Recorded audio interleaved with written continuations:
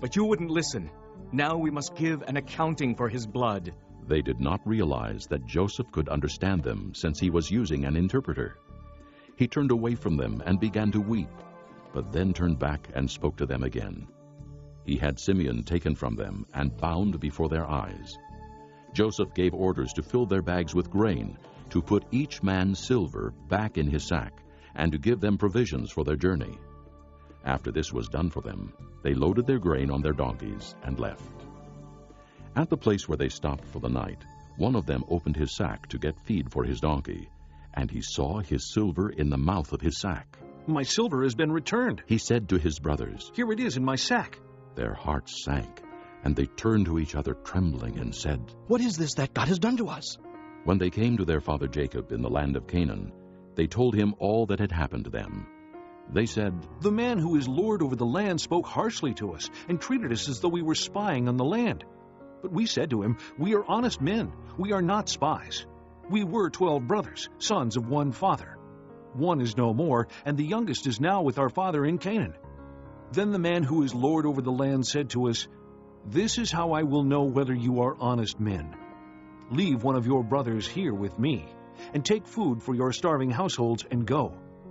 But bring your youngest brother to me, so I will know that you are not spies, but honest men. Then I will give your brother back to you, and you can trade in the land.'"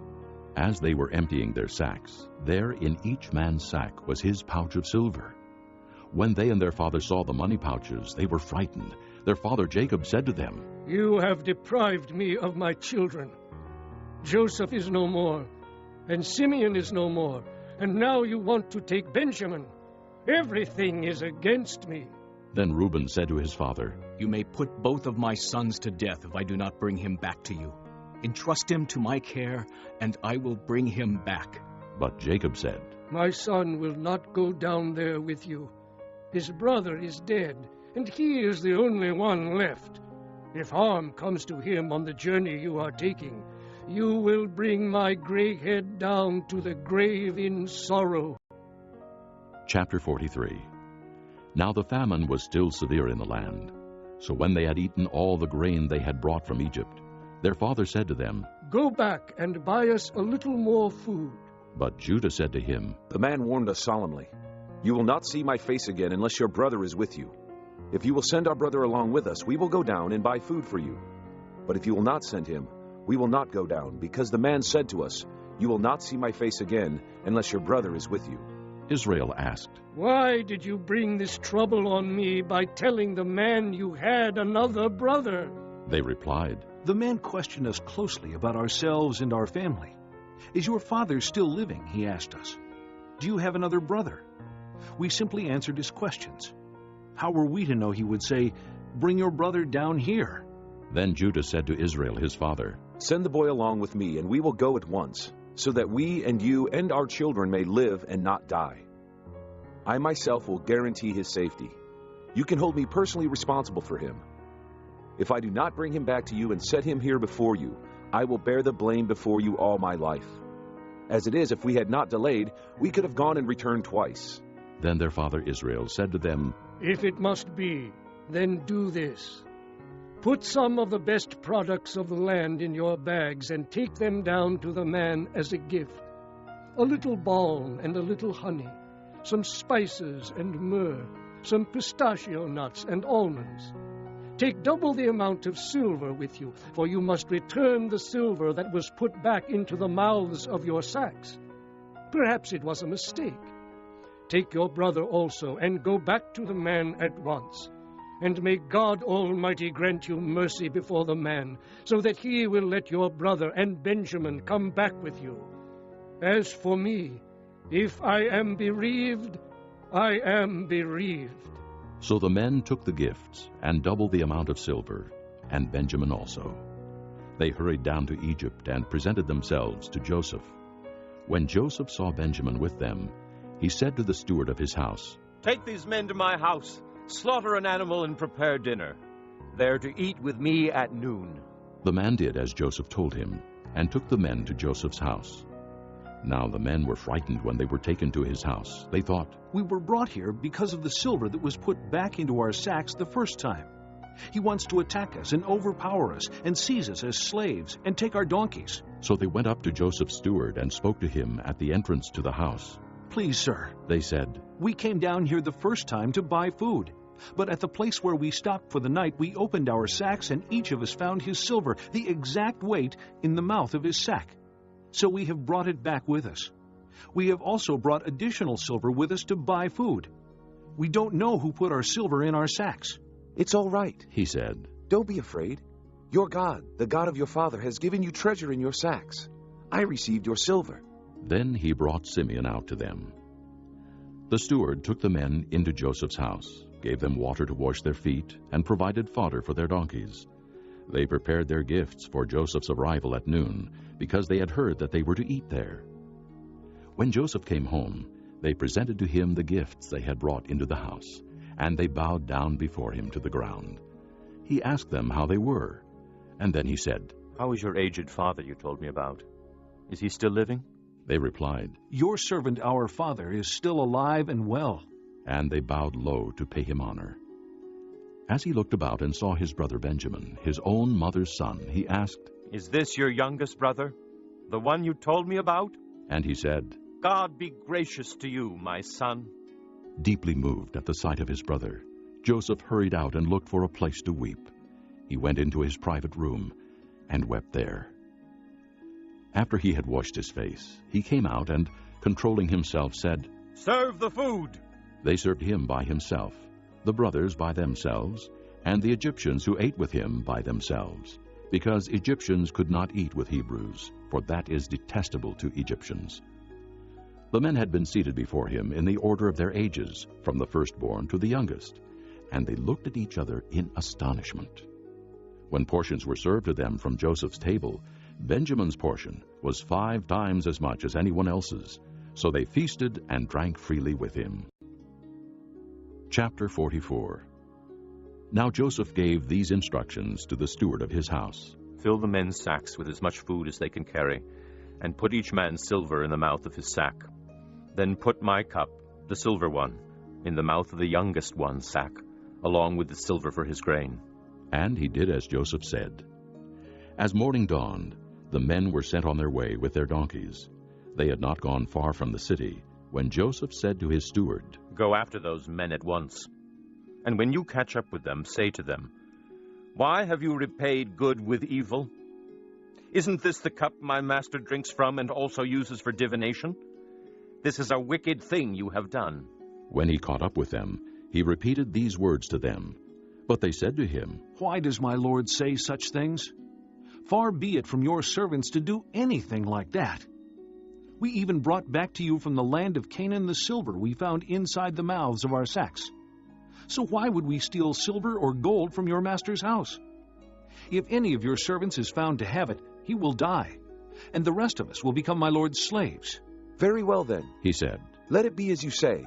Whoever is found to have it will become my slave. The rest of you will be free from blame. Each of them quickly lowered his sack to the ground and opened it. Then the steward proceeded to search, beginning with the oldest and ending with the youngest. And the cup was found in Benjamin's sack. At this they tore their clothes. Then they all loaded their donkeys and returned to the city. Joseph was still in the house when Judah and his brothers came in, and they threw themselves to the ground before him. Joseph said to them, What is this you have done? Don't you know that a man like me can find things out by divination? What can we say to my lord? Judah replied, What can we say? How can we prove our innocence? God has uncovered your servant's guilt. We are now my lord's slaves, we ourselves and the one who was found to have the cup. But Joseph said, Far be it from me to do such a thing. Only the man who was found to have the cup will become my slave. The rest of you, go back to your father in peace. Then Judah went up to him and said, Please, my lord, let your servant speak a word to my lord. Do not be angry with your servant, though you are equal to Pharaoh himself. My lord asked his servants, Do you have a father or a brother? And we answered, We have an aged father, and there is a young son born to him in his old age. His brother is dead, and he is the only one of his mother's sons left, and his father loves him. Then you said to your servants, Bring him down to me so I can see him for myself. And we said to my lord, The boy cannot leave his father. If he leaves him, his father will die. But you told your servants, 'Unless your youngest brother comes down with you, you will not see my face again.' When we went back to your servant my father, we told him what my lord had said. Then our father said, 'Go back and buy a little more food.' But we said, 'We cannot go down. Only if our youngest brother is with us will we go. We cannot see the man's face unless our youngest brother is with us.' Your servant my father said to us, 'You know that my wife bore me 2 sons. One of them went away from me, and I said, He has surely been torn to pieces, and I have not seen him since. If you take this one from me too, and harm comes to him, you will bring my gray head down to the grave in misery. So now if the boy is not with us when I go back to your servant my father, and if my father, whose life is closely bound up with the boy's life, sees that the boy isn't there, he will die. Your servants will bring the gray head of our father down to the grave in sorrow.' Your servant guaranteed the boy's safety to my father. I said, 'If I do not bring him back to you, I will bear the blame before you, my father, all my life. Now then, please let your servant remain here as my lord's slave in place of the boy, and let the boy return with his brothers. How can I go back to my father if the boy is not with me? No, do not let me see the misery that would come upon my father.'" Chapter 45. Then Joseph could no longer control himself before all his attendants, and he cried out, "Have everyone leave my presence!" So there was no one with Joseph when he made himself known to his brothers. And he wept so loudly that the Egyptians heard him, and Pharaoh's household heard about it. Joseph said to his brothers, "I am Joseph. Is my father still living?" But his brothers were not able to answer him, because they were terrified at his presence. Then Joseph said to his brothers, "Come close to me." When they had done so, he said, "I am your brother Joseph, the one you sold into Egypt. And now, do not be distressed, and do not be angry with yourselves for selling me here, because it was to save lives that God sent me ahead of you. For 2 years now there has been famine in the land, and for the next 5 years there will not be plowing and reaping. But God sent me ahead of you to preserve for you a remnant on earth and to save your lives by a great deliverance.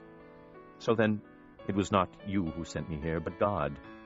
He made me father to Pharaoh, lord of his entire household and ruler of all Egypt.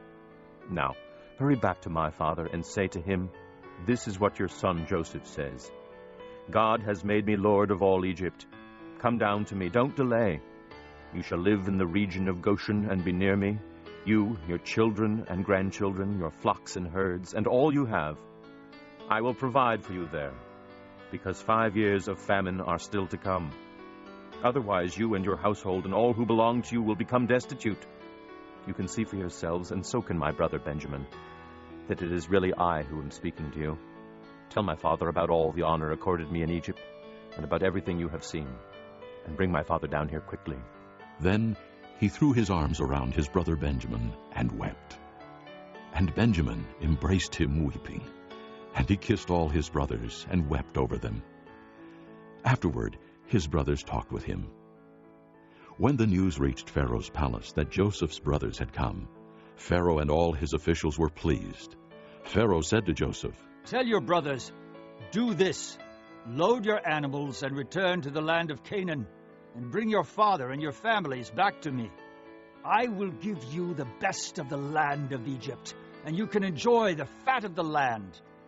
You are also directed to tell them, "Do this. Take some carts from Egypt for your children and your wives, and get your father and come. Never mind about your belongings, because the best of all Egypt will be yours." So the sons of Israel did this. Joseph gave them carts, as Pharaoh had commanded, and he also gave them provisions for their journey. To each of them he gave new clothing, but to Benjamin he gave 300 shekels of silver and 5 sets of clothes. And this is what he sent to his father: 10 donkeys loaded with the best things of Egypt, and 10 female donkeys loaded with grain and bread and other provisions for his journey. Then he sent his brothers away, and as they were leaving, he said to them, "Don't quarrel on the way." So they went up out of Egypt, and came to their father Jacob in the land of Canaan. They told him, "Joseph is alive. In fact, he is ruler of all Egypt."